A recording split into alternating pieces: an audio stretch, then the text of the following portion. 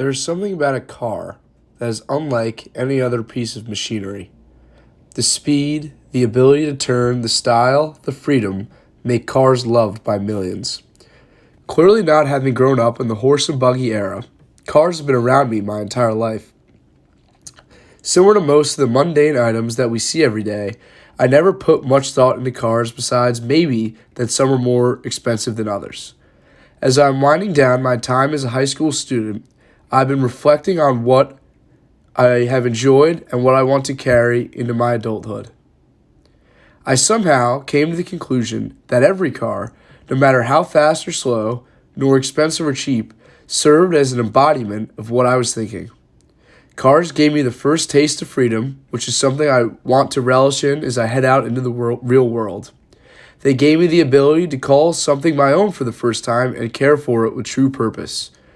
Cars have also shown me how to relax and enjoy life when times are hard and go for a nice drive. When I came to this sweeping conclusion between my life and cars, I wondered if others felt the same way. I wanted to learn everything there was to know about cars and about the people who love them most.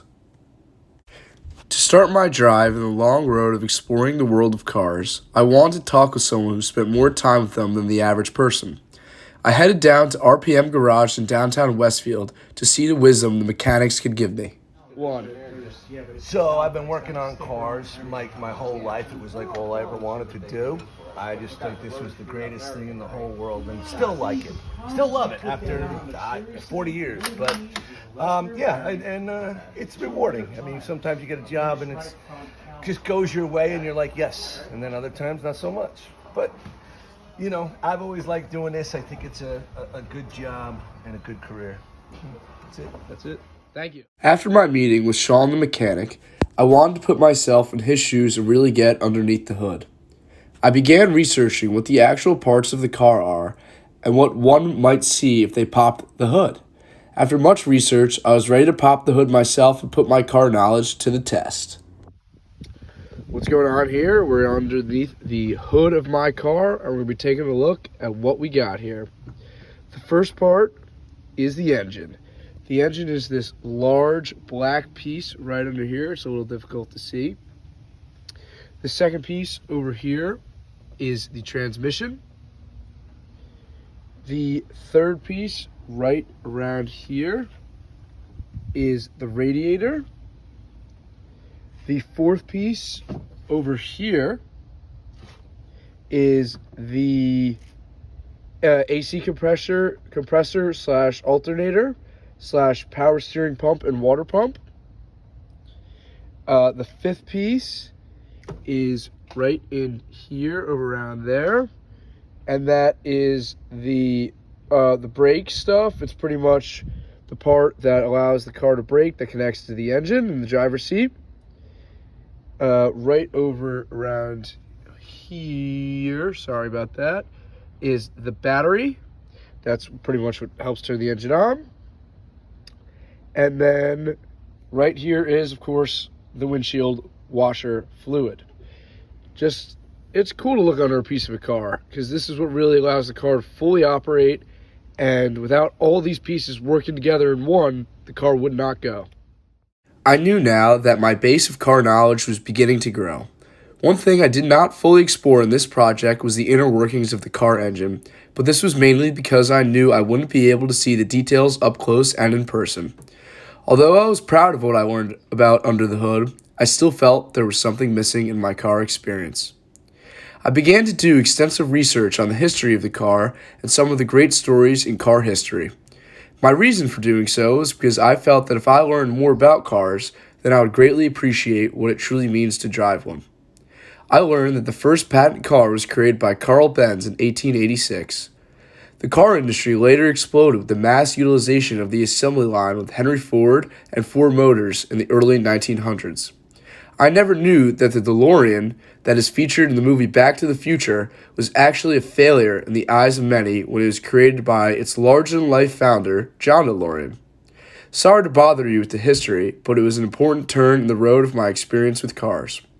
My understanding of the history of cars began to push me towards the more human side of the car experience. Cars are useless without people. The dynamic between the two served to be the final chapter in my journey. I wanted to talk to my friend's brother, Nick Calcagno, about his car experience in order to gain a further understanding into the brains of other car people. Nick spends hours changing and upgrading his car as well as running an Instagram account dedicated to his car. Nick drives a black 2 Series BMW and often races it with other car enthusiasts. I began by asking Nick a few questions. What makes you so attracted to cars? You've put lots of time and money into your car. What keeps you coming back? Nick responded, The short answer is speed. I love the feeling of the engine and knowing that me and me alone are in control of the car. People who really love cars know there is no better feeling than when you really get the engine going. I asked Nick, does it frighten you that you have a hobby such as cars that can lead to accidents? His response, Hey man, everyone's got to die somehow. I love cars and I love to drive. You can die from a million different things, but at least I'll be doing what I love. I asked Nick if there's anything that a novice car guy like me could do to feel more part of the car community. He responded, learn how to change a tire. Millions of people waste money on AAA, and it's a pretty simple activity to do.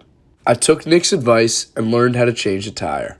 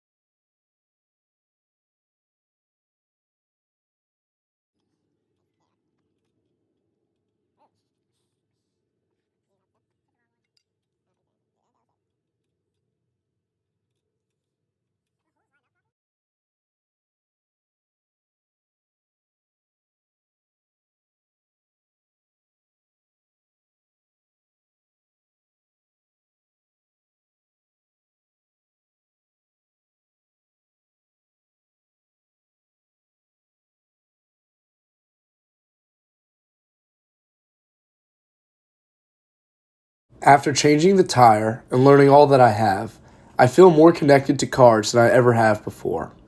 I'm proud of what I learned throughout this process, from the mechanics all the way down to the history. I know cars will continue to be an important part of my life no matter where I end up. Thank you.